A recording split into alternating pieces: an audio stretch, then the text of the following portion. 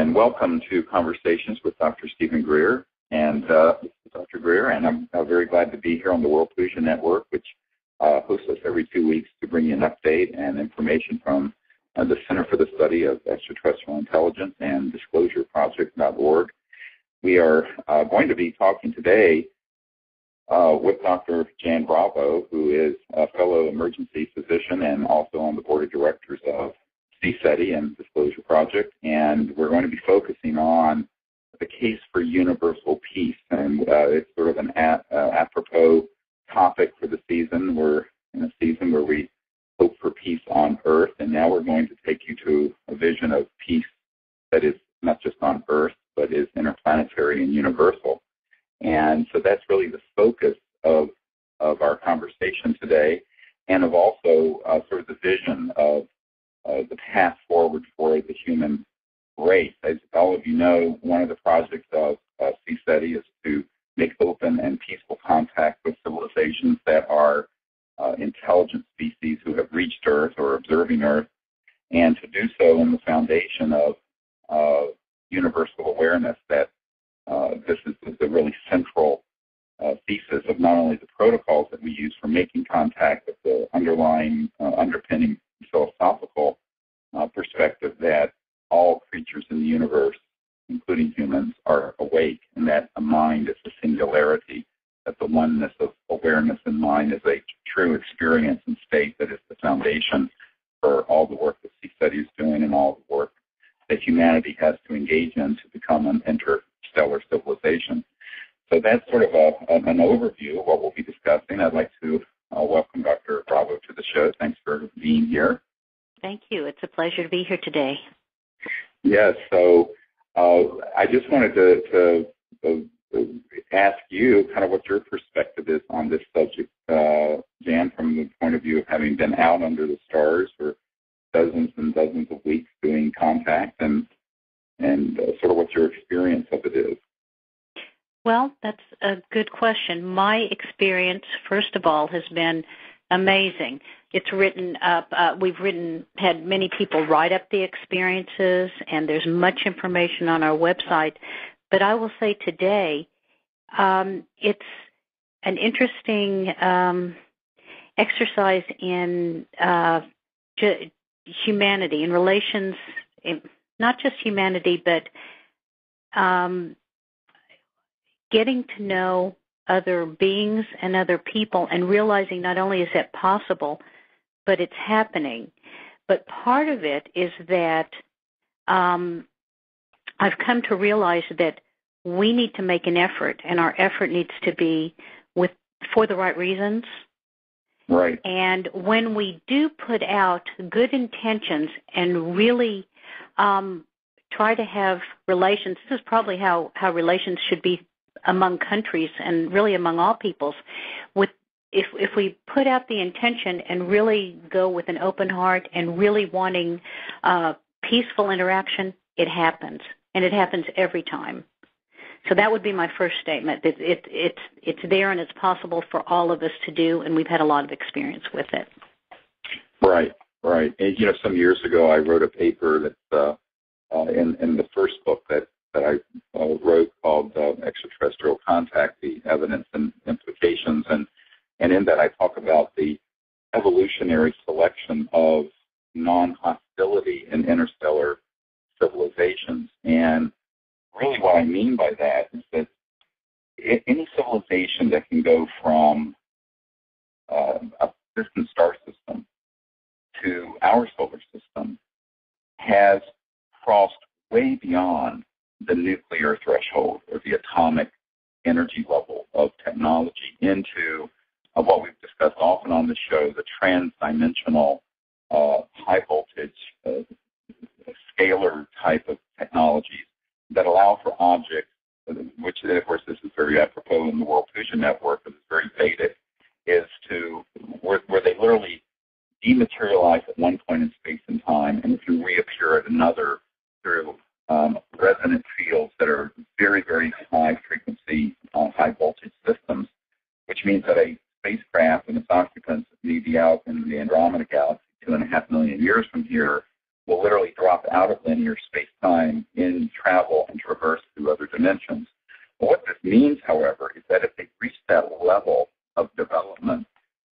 and have managed to survive what we're struggling with now, and that is having gone through the other previous levels of technological exploration and scientific discovery, the sort of Einsteinian E equals mc square view of the universe, and therefore have discovered the secrets of the atom, and therefore the potential for weapons of mass destruction, and they have not destroyed themselves yet. That this is very good news. In other words, there's an implicit evolutionary selection, because once you reach a certain level of technological capability, if there isn't a concomitant development socially and spiritually, you're simply going to blow yourself up. And this is of course what we've been facing with mutual assured destruction, where all of us, or many of us, grew up during the era of the Cold War, when you had the Soviet Union and the United States with tens of thousands of thermonuclear weapons aimed at each other, and a misunderstanding like the Cuban Missile Crisis could escalate to an event that would be an extinction level event for our civilization and our species. And thank God that hasn't happened. But the point I'm making here is that if you have technologies that are 100 to 1,000 times more sophisticated and potentially, if weaponized, more destructive than a hydrogen bomb, and you haven't blown yourself and other planets up yet, this is a very good indicator that you've reached the point of evolution in your social and spiritual state where you can manage such technologies and avoid the sort of naked aggression and organized murder, which is what we call warfare, to survive to the next level. And I think this is a really important thing for people to think about, because there's so much xenophobia out there about the extraterrestrial presence, and the alleged alien agenda, and on and on and on. And of course, just in the last couple of years, there's been something like 18 movies at some $1 billion+ in expense from Hollywood that have been portraying some sort of alien invasion scenario. And yet, when you think about it, it makes no sense at all. I mean, of course, it kind of fits with our own anthropocentric projection of the human condition onto these species. But in reality, if they have the capability to travel here and are here, a priori, they have the technology to get here. And therefore, if they were hostile, there would be no shooting of lasers and Star Wars-looking things. It would be point, set, match, over, boom, done. And I think that one of the problems is that we do tend to, there's a wonderful Vedic saying that I'm sure everyone at the World Puja Network knows, and it's that the world is as you are, and that in reality, that how we view the extraterrestrial presence is usually a sort of a cosmic Rorschach test, a cosmic mirror that's held up and says much more about us than about these visitors who, from everything we can analyze, are completely non-hostile or socially and spiritually very developed. And that if they were, in fact, hostile, that long before they would have found our little corner of the universe, they probably would have blown themselves up, if not other planets along the way and themselves. Because when you reach this point of technological capability, mutual assured destruction, it would be beyond that. It would be just a global mutually assured disintegration, because the kinds of energy systems that could be weaponized from the kinds of interstellar level of technology are so advanced that an entire planet could be basically atomized and dissolved if you were to weaponize that capability. And given the fact that we've behaved, quite frankly, very bad as galactic neighbors in the last 50 years, targeting these extraterrestrial vehicles, and on many occasions successfully hitting them with electronic weapons and downing them, which is what happened at Roswell, the fact that there hasn't been an aggressive knockback is enormous testimony to their degree of almost Gandhi-like restraint and spiritual and social evolution, as I understand it. Yes. May I speak to a point? What you said is very important, and it reminded me that I think something is important to say at this point to some people who may be new to the World Puja Network, who might not have heard this message that we've said before. When we talk about interaction with other civilizations and peaceful interactions, a lot of people always say, well, I've never seen a spaceship, and that's what they expect. Well, it speaks to their level of development that they interact with us in many ways. Right. Through consciousness-assisted technology, about which you've spoken in the past, through sounds, through telepathic messages that people understand. And these are all, it's really fascinating because these are all peaceful means, whereas if we just talked about the solid devices that people wish to see, there's a difficulty there. As he said, they can be shot down. But it speaks to the vast array of ways that they are working with us if we open and allow to it, and that everyone can have contact. Yes, and also the lucid dream state. You know, in many cultures, such as the Aboriginals of Australia and certainly the Cherokee, I'm part Cherokee Indian, there was a long tradition of lucid dream work and being awake within the dream and having experiences that were very real, where you could experience things in real time, but also see and experience the future. And this is the nature of consciousness, that it is omnipresent and infinite and not restricted to time or space. But because it's omnipresent, it allows you to awaken to any point in time and space, which also, this salient fact is understood by these interstellar civilizations who, by definition, have mastered trans-dimensional or interdimensional communication, thought, and travel, to the point that it's very effortless for them to interface with us within the lucid dream state of the astral body as easily as you and I can speak on these telephones that we're on. And that this is a level of understanding that is really important, that throughout history, peoples have had these sort of experiences with civilizations and peoples from other worlds.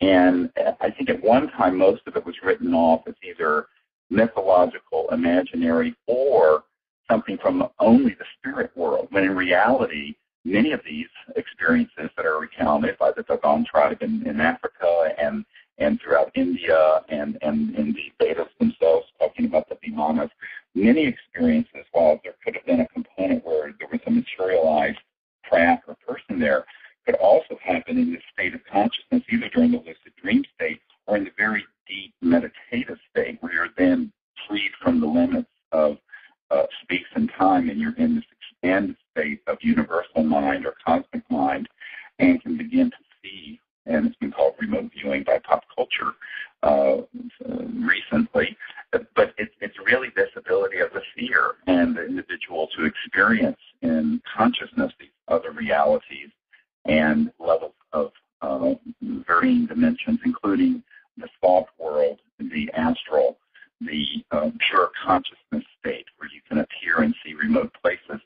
And this is exactly how extraterrestrial civilizations are communicating, although they may have augmentation using very high-tech electronic devices that can interface with thought. Nevertheless, they understand these trans-dimensional aspects that all intelligent beings have. And the beauty of being a conscious being that's aware of awareness and capable of being aware of awareness is that we can become aware of just the pure state of mind. And that is ultimately, as I see it, the foundation of universal peace and of relations amongst peoples from other worlds, is that there is this commonality that is transcendent, and that is the awake mind itself. And from that nexus of pure consciousness develops the capabilities to then understand that we have much more in common with these civilizations and these people than we can imagine. The ability to be awake, to think, to travel in consciousness, to understand other dimensions, to have lucid dreaming capabilities, to see that the spark of pure consciousness is the singularity that is the same within all of us. So that then whether they're 18 inches high or 18 feet high, or whether they're this color or that color or this thing or that thing, all that becomes sort of ephemeral and superficial and not essential. And the essential experience of consciousness then becomes the foundation for not only contact, but also for understanding what our relationship can be with these other civilizations, even if they have very different IQs and very different emotional natures and very different cultures, which, of course, they will. I mean, look at the difference between, say, Japanese culture and Italians, or emotional tendencies or the way people express themselves. And these are just amongst humans on Earth. There's such huge variety. And never mind from person to person, even within a culture. So if you look at the whole cosmos, it's going to be an enormous diversity and variety, but the anchor in all this, the constant, as it were, the center of this vast sort of creation of multiplicity and diversity is this centered place of pure consciousness, which brings us very back to the Vedic concept that all this is that the state of that samadhi state, pure cosmic awareness of the silent meditative state of being, of pure essence of mind. This is really the foundation for interplanetary relations and universal peace. And as we experience that, then we don't see these varying civilizations or peoples or forms or shapes as alien, which is why I try to avoid that word because it's basically a xenophobic word, but we see them more as us. That, and the sort of the motto of the Center for the Study of Extraterrestrial Intelligence is one universe, one people. And in reality, there is this essential oneness that transcends the multiplicity, and that's where we can be one people in the cosmos. So that concept, and not only concept, but then experience of it together out under the stars, sitting in a circle, even as ancient peoples did, is really what we're doing on these expeditions. And when the group reaches that level of coherence and deep oneness and meditative state, that's when these extraterrestrial civilizations appear. It's almost as if that's the cue that this is a group ready to make contact, and they're looking for that level of coherence and depth of awareness and oneness before they do appear. Right. This reminds me, this is certainly possible for us to do on Earth, although we haven't quite achieved it yet, this level of peace even among our own tribes here on Earth.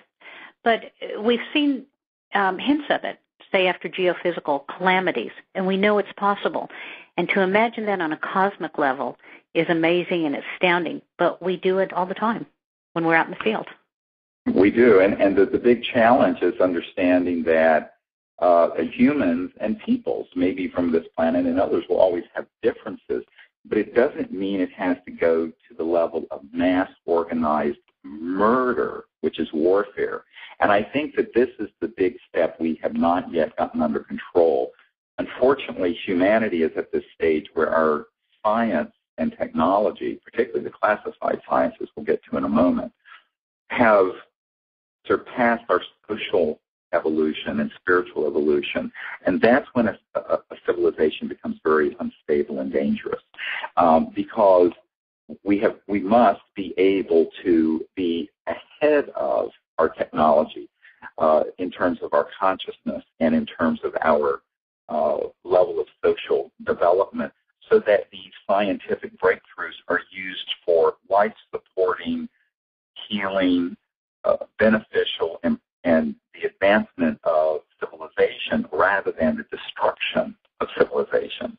And at this point, these big scientific breakthroughs, and most of the really important ones since the 40s have all been classified, have only been retained and clawed back by the military-industrial complex and have been used for weapon systems and military purposes, which is why we're still burning oil and gas and coal instead of having free energy, zero-point type devices and anti-gravity transportation and other types of devices.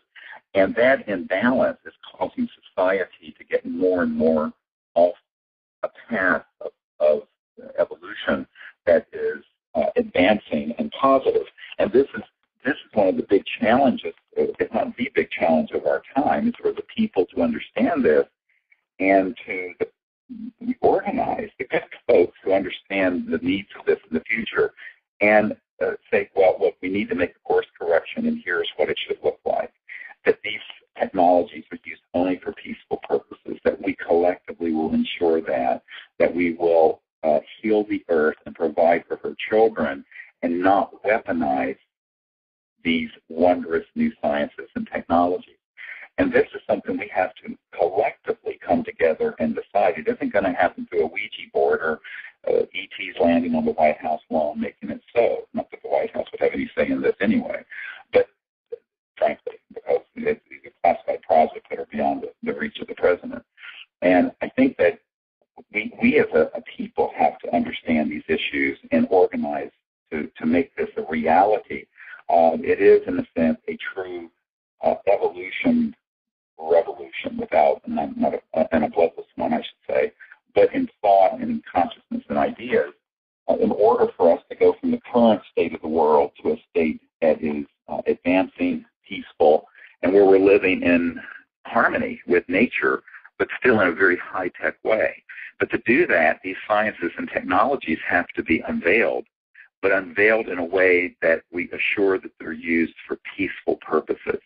Now, some people have said, well, doesn't that mean they should be kept secret? To which I say absolutely not, because right now you have the worst of both worlds. On the one hand, you have enormously powerful technologies that have been developed over the last 50 years that would liberate us from the death-defying, horrific damage we're doing to the environment due to oil and gas and coal and nuclear power and poisoning the world that we live in that fashion. But it would also liberate the people of the world from the yoke of mind-numbing poverty, where almost half the population of the planet of 7 billion people live in terrible poverty, which is a completely artificial reality that is the direct result of the macroeconomic energy-based system we have that requires there to be the burning of expensive oil and gas and coal or nuclear power in order for people to have basic electrification and refrigeration and transportation. This is something that simply cannot continue. And so the benefit of these sciences and technologies we have not seen yet, and yet the weaponization of them have been going apace for now 60 years with no checks and balances in place. And that means that these sort of breakthroughs in trans-dimensional sciences have been clawed back by this beast, this military-industrial complex, have been weaponized, have been trained on extraterrestrial vehicles. We have numerous witnesses that I've interviewed personally who have been part of those sort of operations. And unfortunately, this means that we have an aspect of our own species, humans, who have organized these technologies and applied them into weapon systems when they should never have been applied as weapon systems and should be truly, those swords need to be made into plowshares where we would then benefit the earth and humanity.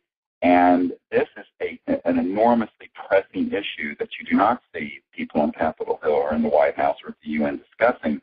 But I think people who understand that we're being visited by these civilizations and that that we have been doing classified programs studying it, and that we do have these scientific breakthroughs and technologies, many of which are outlined at the OrionProject.org. You can see many, many hundreds of pages of research papers there, that these sciences and technologies need to come out to benefit humanity, but that also we would have to vow as a people to de-weaponize them and to see that space is not weaponized any further than it is now, and that these technologies are used only for life-supporting, peaceful means.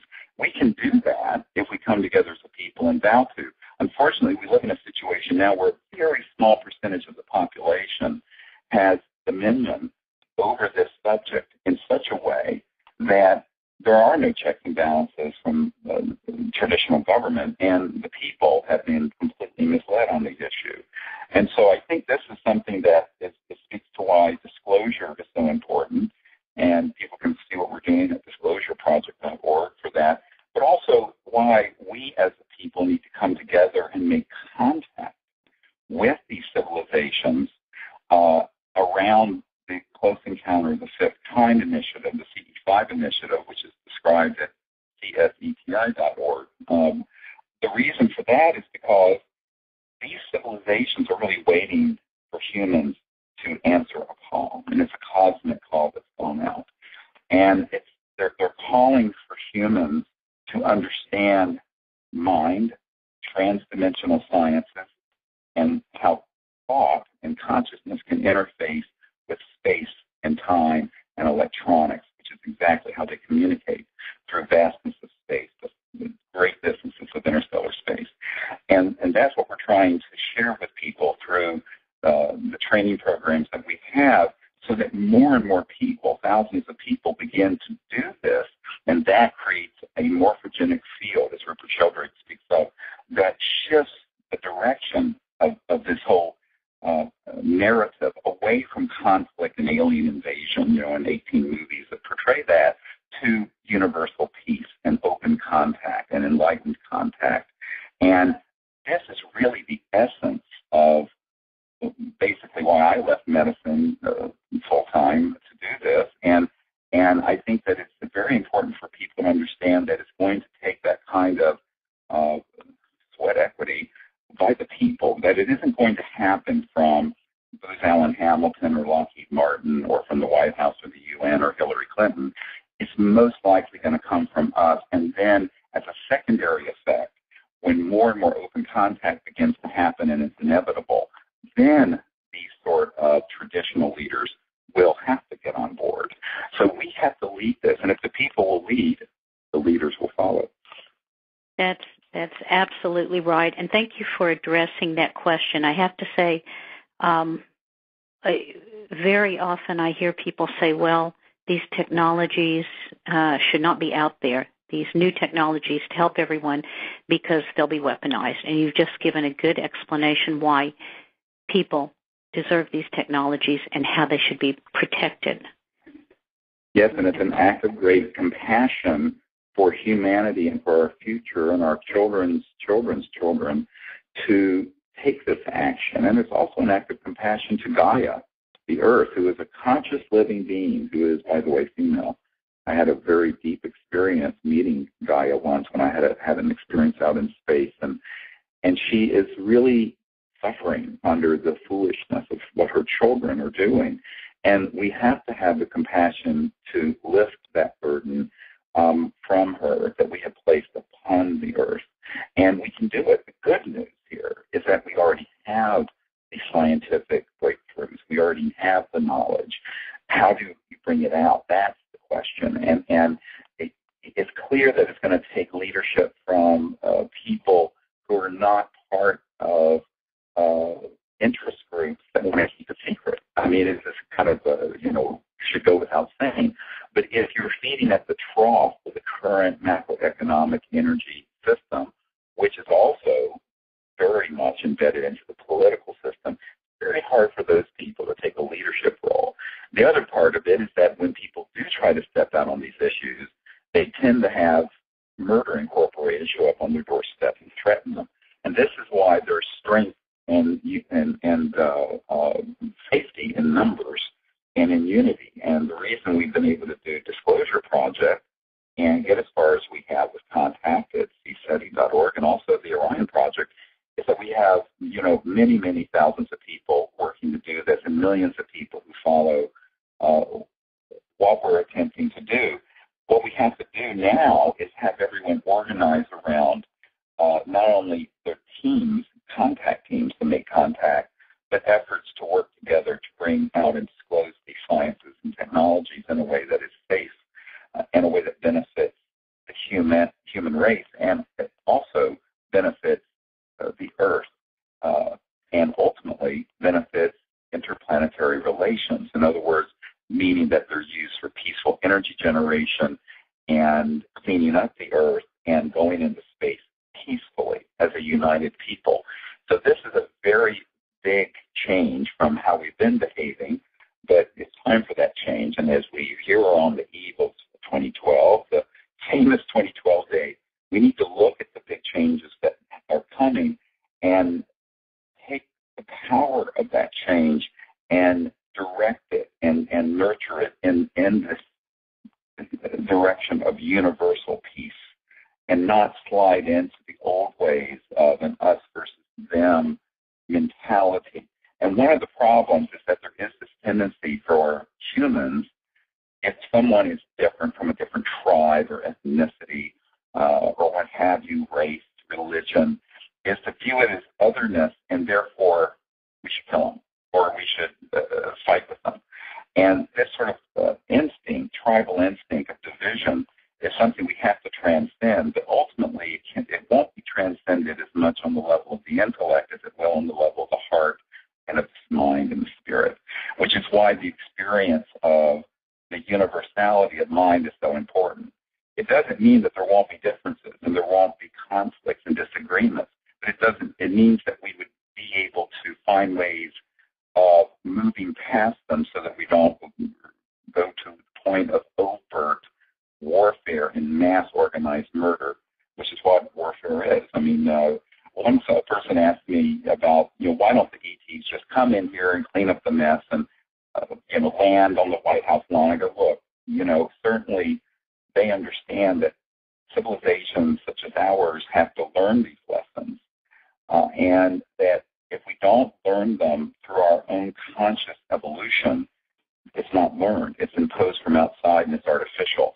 And so it's very important that the children of Earth take control of our destiny. There are civilizations out there ready to welcome us and to help us, but it isn't something that we're the primary movers because we're the children of Earth. And I think this is something most people don't look at. They get into sort of a cosmic codependency where these ET civilizations are either our enemies or our saviors.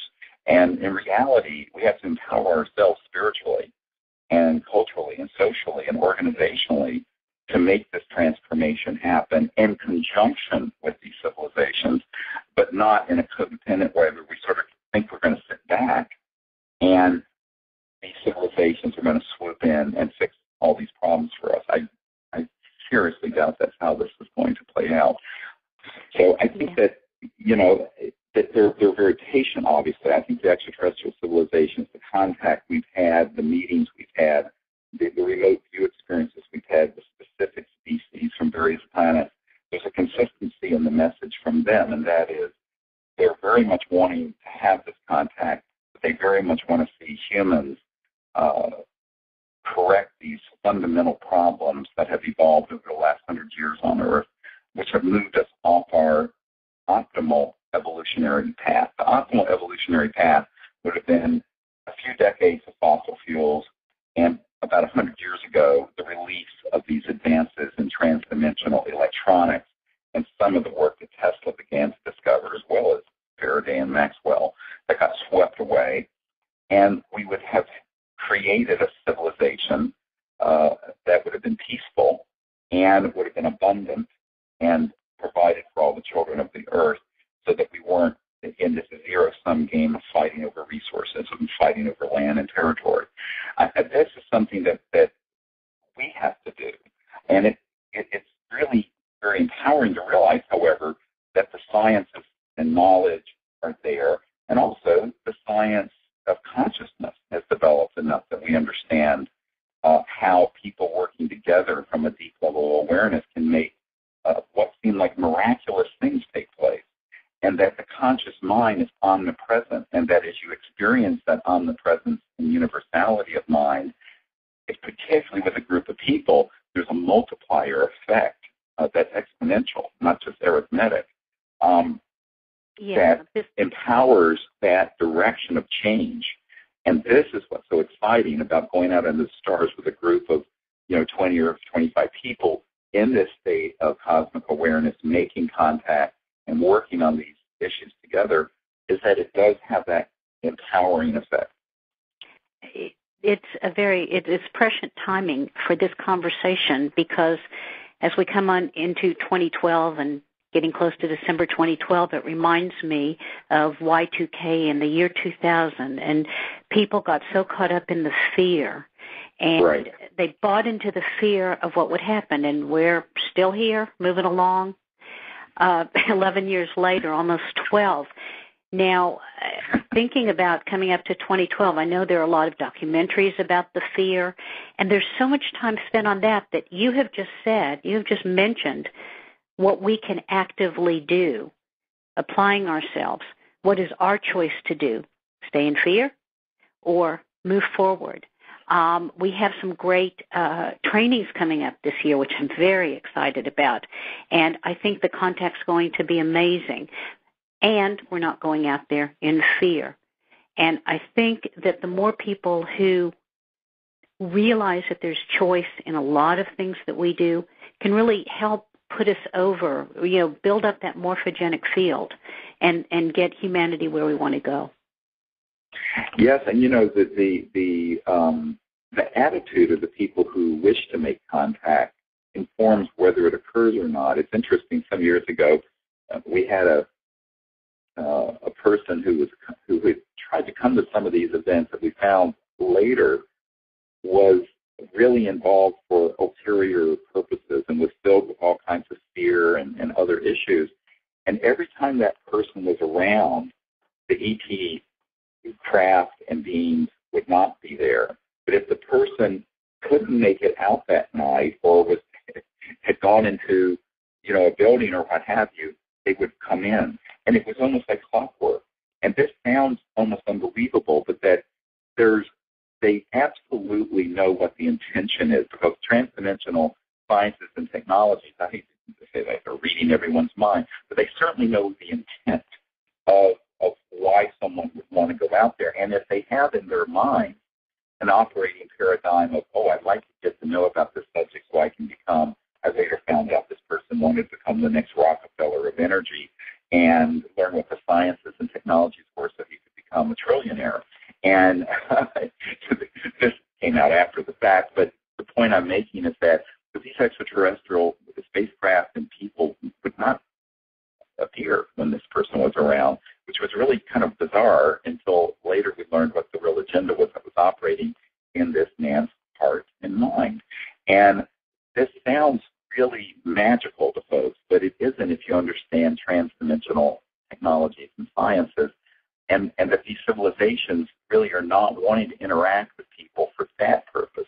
They're really wanting to interact with humans for the purpose of developing a relationship and peaceful communication and contact. They know that we already have many scientists who understand these sort of energy systems, but we, the people, haven't organized a means to bring them out yet.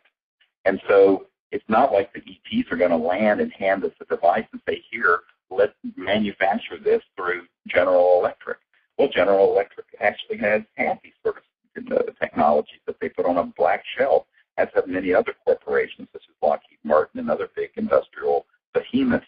So the question is, we as humans have access within our minds all the levels of science and technology that any other civilization would have. They have to be developed in a sequential way so that we can apply them.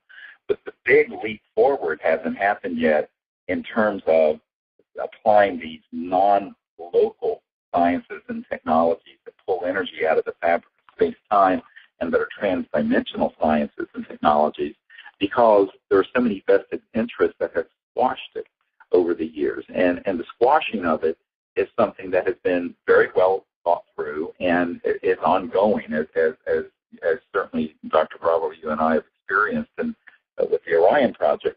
But it doesn't mean that it can't happen. It just means that we have to do more as a people to organize around that. We have to do more to make open contact. And one of the things that we have now, those of you with iPhones and iPads, we have a CSETI contact app that you can download, and it has all the meditation techniques on it. the tones that we project out into space for contact. It actually enables the iPhone to become a magnetometer that picks up when transdimensional craft are around that may not be visible with the naked eye, but will begin to shift the magnetic field around you. All these sort of things are in this app. It's an amazing app within it. Todd Goldenbaum developed it for us, and that's available to people. And the whole training program is available at disclosureproject.org. And that is in addition, of course, to people who, if they have the time, can come out with us for a week out under the stars. We're going to be going for a week on the Gulf of Mexico in Florida in April. And so people who have the time and can come with us for a whole week are invited to join us.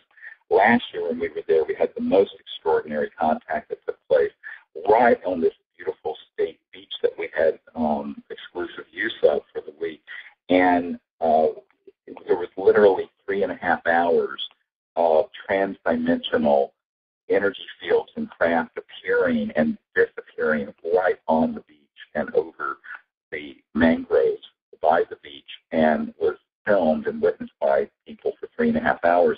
So we're very excited to go back there in April, and I'm hoping that we'll have sort of an acceleration of what happened this past year, and I think we will. Yes, that was an excellent time. A lot of the footage, because there's so much, and the person who processes it has to go frame by frame. But we do have. I just found out actually yesterday that he's found more. So when we can put this up, we will. But we do have it. We need to process it. But it's very exciting, and as soon as we can put it on the CSETI website, we will.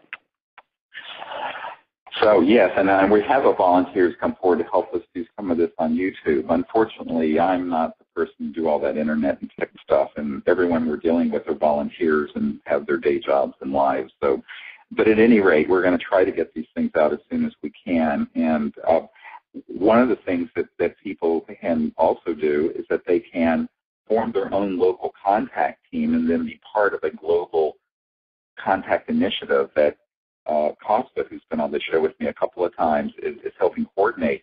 Where on a given night, in say a certain weekend night in a given month, teams from all over the world, hundreds of people will go out at the same evening, and that creates this shift in consciousness that potentiates contact. And people have been having extraordinary contact experiences, not only with materialized craft and beings, but also transdimensional electronic tones, telepathic contact, amazing experiences.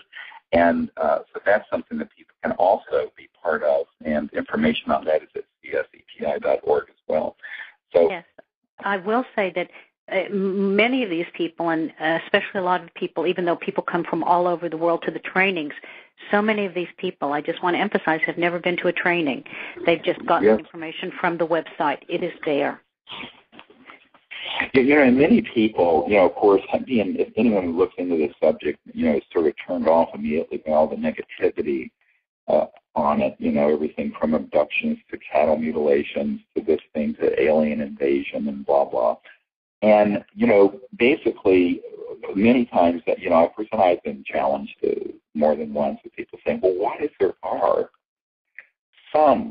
one or two of these civilizations out of hundreds that are out there that are hostile? And I point out, first of all, there's not a scintilla of evidence that that's the case. But let's play devil's advocate and say there is. What would be the response? Nuclear weapons? Putting weapons in space? Taking these advanced transdimensional electronic weapons and going to interplanetary war? This would be worse than mutual assured destruction. So the path of safety and wisdom is still to do what we're doing with the CE5 initiative, the Close Encounters of the Fifth Kind, which is when humans initiate the contact from a higher level of consciousness to make peaceful contact. So we call this whole training program Ambassadors to the Universe, not ambassadors to the ETs that look like they came from Norway.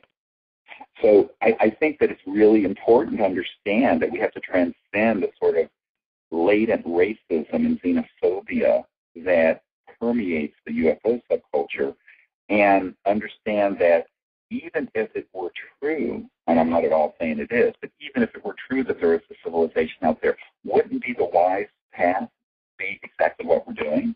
It wouldn't be going out there in armed conflict, because if we couldn't survive mutual assured destruction with the Soviet Union, we certainly couldn't survive an exchange between one planet and another using weapons that are 100 or 1,000 times more destructive than a thermonuclear weapon. This is ridiculous. So no matter what your view on that would be, the path of wisdom and of safety and of the future is peace. The only possible future for the human race here on this planet, given the technologies we have today, and out in space, is peace. And we have to find a way to make that real, because it's no longer adequate to have world peace. We have to have universal peace, interplanetary peace. And that's the big challenge of the next, well, certainly of the rest of our lifetimes, and perhaps for several hundred years. But that is the big challenge that lies ahead of us. And it sounds very futuristic to be thinking and talking about universal and interplanetary peace and relations when we're still fighting and squabbling on this planet. But in reality, it isn't. We have to be able to walk and chew gum. We're going to have to be able to take care of all those issues in a fairly short time frame. And the reason for it is that technologies are going to continue to develop. And we're going to have to, as a people, consciously, socially, spiritually, be up to the task of our level of development scientifically. And that would require an interplanetary peace and interplanetary relations. And this is why the CE5 initiative and the consciousness behind it and the ethic behind it is so key. And this is why when we go out into the stars, we're not there trying to make contact with this ET group, but not that one, or this one and then not that one. There's none of that going on, because that is that's exactly the kind of divisive mindset that gets us into these conflicts. And, you look at the last 100 years of the human race. We were dropping atomic bombs on Japan. Now they're some of our closest allies. We went to complete all-out war with Germany. And now they're our closest allies in Europe. So this sort of vacillating and going through these periods of upheavals using war as the solution is simply a paradigm that has to be put permanently to rest, and put another foundation in there that creates a permanent, long-lasting, universal peace. That's the future that we must manifest together. That's a great vision, and it already should have happened. I don't see it as really futuristic at all. It should have been here before, but we can help bring it about. Yes, and of course I view it as something where many times people say, "Oh gosh, isn't that very idealistic and futuristic?" I said, no, it's very practical, and it's actually we're about 50 to 100 years late. So there's nothing futuristic about it. Right. It's only futuristic if you haven't been informed of the facts of the last 100 years. And I often refer to this as the missing century. If I had time, I would write a book called The Missing Century that would talk about the last 100 years of events and technologies and all kinds of information that have just been shoved into a black box and kept secret. And it really does constitute a missing century in human development. I know many people feel very, sort of puffed up that we have cell phones and smartphones and the internet, but those telecommunications systems are still running on a coal-fired power grid, or even in some cases worse. If you look what happened in Japan, a nuclear-powered grid, which is basically getting a steam engine from heat by splitting an atom. That's all a nuclear power plant is. It's basically a fancy steam turbine like we used to have in the 1800s. But you're getting the heat for the steam from splitting the atom instead of burning coal or oil or something, or hydrothermal. So I think that what people have to understand is that these changes are within our ability to make, because the sciences and technologies are extant. They may be hidden and they may be suppressed, but they're there. And the knowledge is there. I always say to people, I'm sure at least 99% of the human race are in favor of living together peacefully, working together peacefully, and going into space peacefully. There are very few people who are addicted to this paradigm of endless war. But somehow they have so much money and power and influence that they're this is the other part of the 99%. 99% of that, if you took up 7 billion people, I seriously doubt out of the 7 billion people, the 1% of that would be 70 million. I doubt there are 70 million people really that devoted to global or interplanetary war.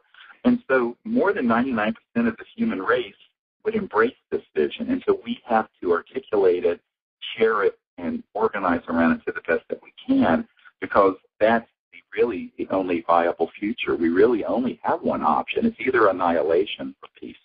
And so when we go out under the stars, we are specifically not picking and choosing amongst ET races or species. We're specifically saying we are humans who are in this state of universal mind. We see with the eye of oneness, and that we are all one with these other civilizations at this deep level of transcendent pure consciousness. And we also acknowledge that we have more in common than would be different because of this essential oneness of sentient self-awareness, of being able to be aware of this greater self, of the higher self, of this conscious universal mind. And that is the foundation for making contact, and that is with all of them. And then approaching it that way, it transcends all these mythologies and conflicts and what have you.